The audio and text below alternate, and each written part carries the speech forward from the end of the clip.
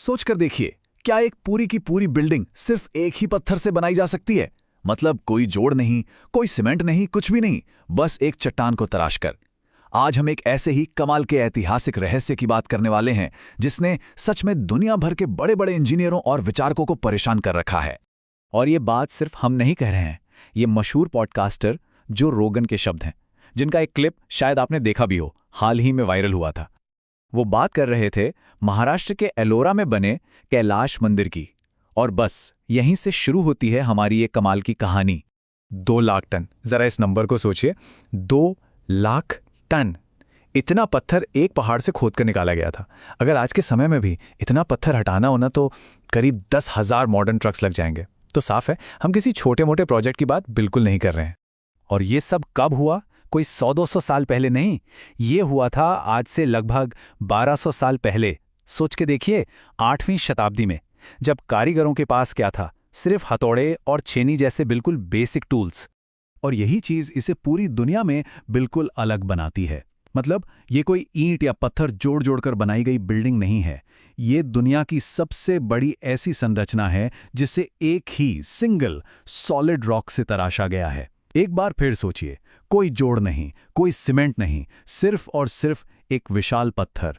तो चलिए इस तराशे हुए पहाड़ के रहस्य को परत दर परत खोलते हैं, क्योंकि ये सिर्फ एक मंदिर नहीं, बल्कि बहुत सारे हैरान कर देने वाले सवालों का एक पूरा जाल है। तो सबसे बड़े सवाल क्या हैं? सबसे पहला, इसे बनाया कैसे गया? देखिए, कोई भी बिल्डिंग नीचे से ऊपर बनती है, फाउंडेशन से शुरू होती है, लेकिन इसे ऊपर से नीचे तराशा गया। आखिर क्यों? दूसरा, वो 2 लाख टन पत्थर गया तो गया कहाँ? कोई अता पता ही नहीं है। तीसरी चीज, उस जमाने में इतने सख्त बेसाल्ट रॉक को काटा कैसे?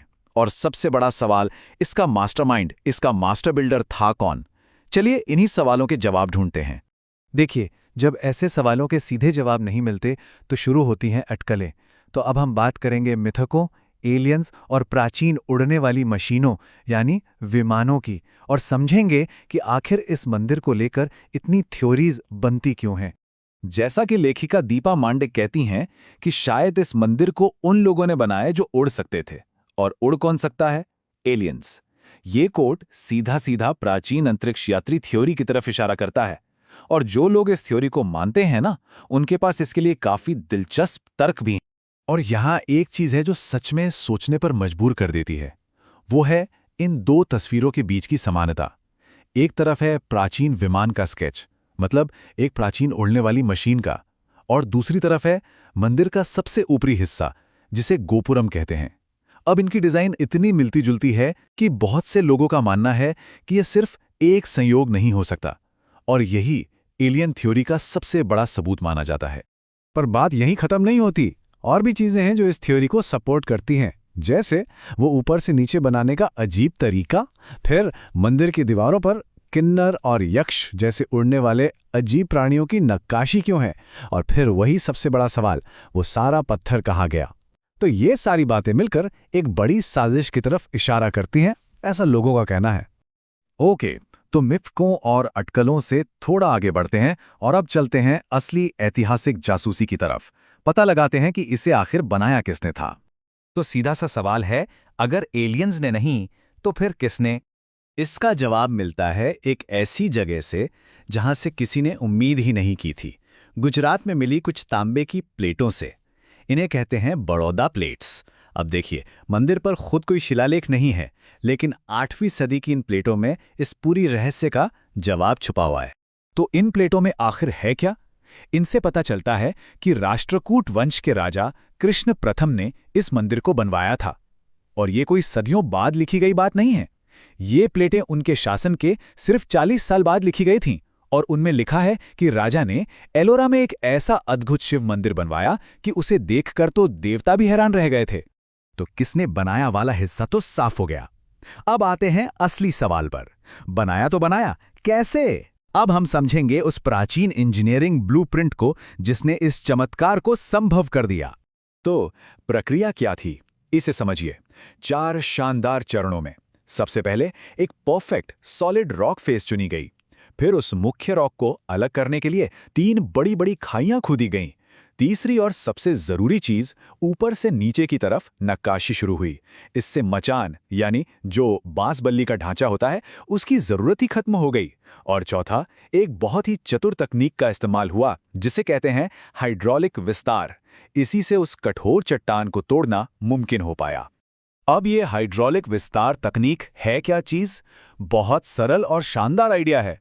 पत्थर में छेद करो, उनमें सूखी लकड़ी भर दो और फिर ऊपर से पानी डाल दो। जब लकड़ी पानी सोखकर फूलती थी ना, तो इतना जबरदस्त दबाव बनाती थी कि पत्थर अपने आप टूट जाता था। यही जवाब है इस बात का कि उन्होंने इतने सख्त पत्थर पर सिर्फ छेनी हथौड़े से कैसे काम किया। अच्छा, वो गायब हुए 2 लाख टन पत्थर का क्या हुआ? याद है? उसका रहस्य तो और भी सरल है।